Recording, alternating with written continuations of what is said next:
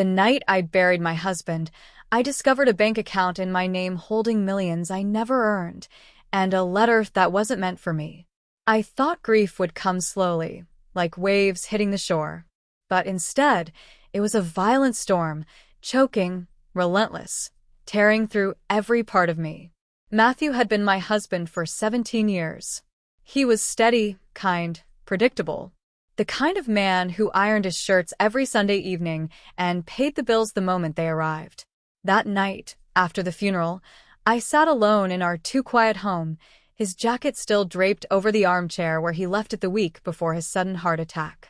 I couldn't sleep, couldn't breathe, so I wandered into his office. A place I rarely touched because it felt like trespassing. His desk drawer stuck halfway when I pulled. For a moment, I almost let go. But grief makes you reckless. Inside, I found a folder with my name scrawled across it. Inside, a set of banking documents. An account under my name, one I had never opened. The balance glared back at me like a slap. $4.2 million. My heart stuttered. We weren't wealthy people. Matthew worked as an accountant in a mid-sized firm, and I was a high school English teacher. We had a modest house, 2 aging cars, and just enough tucked away for retirement. For $1 million? Impossible. And then, folded neatly beside the papers, a letter sealed in a plain envelope. My hands shook as I slid it open, expecting maybe an explanation. Instead, the words inside sliced me open. If you're reading this, then something went wrong. This letter is for Claire. Not for you. But my name wasn't Claire. It was Hannah. At first, I thought it was a mistake. Maybe Matthew had been drafting a letter for a client, though why it would be with bank records in my name, I couldn't guess. I read on. The letter described a plan. Details of money transfers. Offshore accounts. Payments for silence. Mentions of the warehouse and the others. And most haunting of all, Claire, you know what to do if I don't make it back. Protect yourself. Use the account. And don't trust anyone, not even her. Her? Who was her? My knees buckled, and I sank to the floor, rereading the letter until the words blurred. I wasn't supposed to see this. Whoever Claire was, she had been part of Matthew's life in a way I couldn't begin to understand. The next morning, exhaustion pulled me into a half-sleep on the couch. I woke to the sound of the front door opening. My stomach twisted. Everyone I knew had a key, family, neighbors, but when I rushed into the hallway, a woman stood there.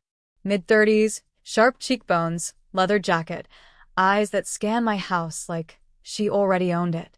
"You're Hannah," she said flatly. Yes. "And you are Claire." The name hit me like ice water. She didn't wait for an invitation, just brushed past me into the living room. "He told me you'd find it." I stared at her, unable to breathe. "The letter?" She gave me a look that said everything. "You weren't supposed to know." For a moment, neither of us spoke. Then she pulled a small flash drive from her pocket and set it on the coffee table. "This was meant for me. But now it's your problem too. If they know you have it, you're already in danger." My mouth went dry. "Who are they?" Claire leaned in close, lowering her voice. "The people Matthew worked for. The people he betrayed." Over the next hour, my world unraveled. Matthew, my ordinary husband, hadn't been ordinary at all. According to Claire, he had been part of a secret financial network laundering money for powerful clients, politicians, CEOs, even cartel leaders. He was their numbers man, the one who made the impossible disappear in columns of digits and offshore transfers. I shook my head over and over. That's not Matthew. He was boring. He hated breaking rules. He once got a speeding ticket and cried. Claire almost smiled. That's what made him perfect. No one would ever suspect him. Not even you. My chest felt like it was caving in. "And who are you?" "His partner." In more ways than one. The words sliced deeper than the letter ever could. My husband had been unfaithful financially, emotionally, maybe physically. Claire didn't elaborate and I didn't ask. I wasn't sure I could survive the answer. Instead, I pointed to the flash drive. "What's on it?" She hesitated then. "Evidence." records of every transaction. Insurance, in case they ever turned on him. But if they know it exists, they'll kill for it. That night, paranoia dug into me like claws. Every car passing by felt suspicious. Every creak in the house sounded like an intruder. I tried to tell myself Claire was lying. But when I finally opened the flash drive on Matthew's old laptop, the screen filled with spreadsheets, names, account numbers, amounts, millions funneling in and out of places I couldn't even pronounce. And one name repeated over and over: Senator Richard Hale, a man currently running for President of the United States. My pulse thundered in my ears. 2 days later, I noticed the same black SUV parked across the street. Engine idling, tinted windows. When I walked to the mailbox, the driver looked away too quickly. I ran back inside and locked every door. That evening, Claire returned. She looked more tense than before. "They know," she whispered. "You need to leave. Tonight." "Leave?" I laughed, hysterical. "I have a house, a job, a life. I can't just disappear." She grabbed my wrist, her nails digging in. "You don't get it. They killed Matthew. That heart attack? Please. He knew too much. And now they think you do." The room spun. My husband hadn't just died. He'd been murdered.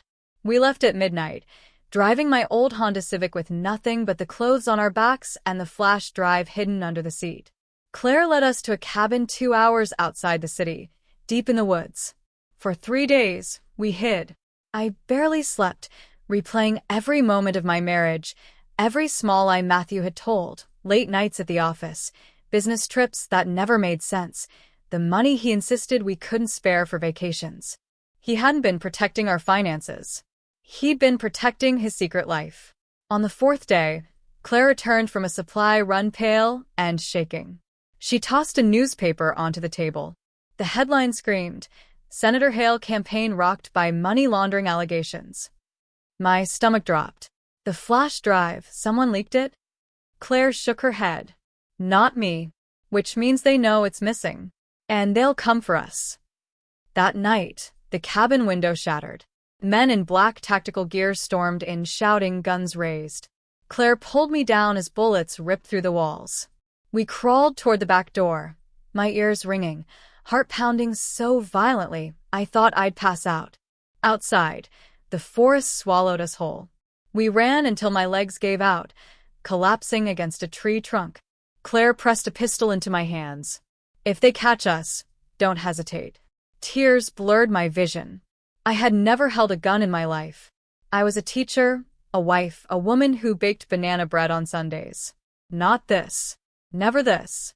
But when the footsteps grew closer, I tightened my grip. We made it to a safe house Claire claimed belonged to an old contact. There, she finally confessed the truth. She hadn't just been Matthew's partner.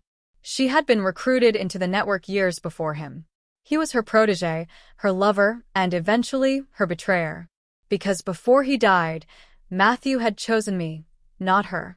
"He left everything in your name," she spat, bitterness coating her words. "The account, the evidence, the way out. He wanted you safe. Not me." Her eyes glistened with unshed tears. For the first time, I saw not just anger, but grief. Now, weeks later, I write this from a small apartment in a city where no one knows my name. The money sits untouched in the hidden account, blood-stained currency I don't dare spend. Claire is gone. One morning, I woke to find her side of the bed empty, the flash drive missing. Part of me fears she's dead. Another part fears she's alive, and on the other side now. Every knock on the door sends my heart racing. Every shadow looks like a threat. And every night, I whisper the same question into the dark. Who is my husband really? And what did he leave me tangled in? Because this isn't over. Not even close.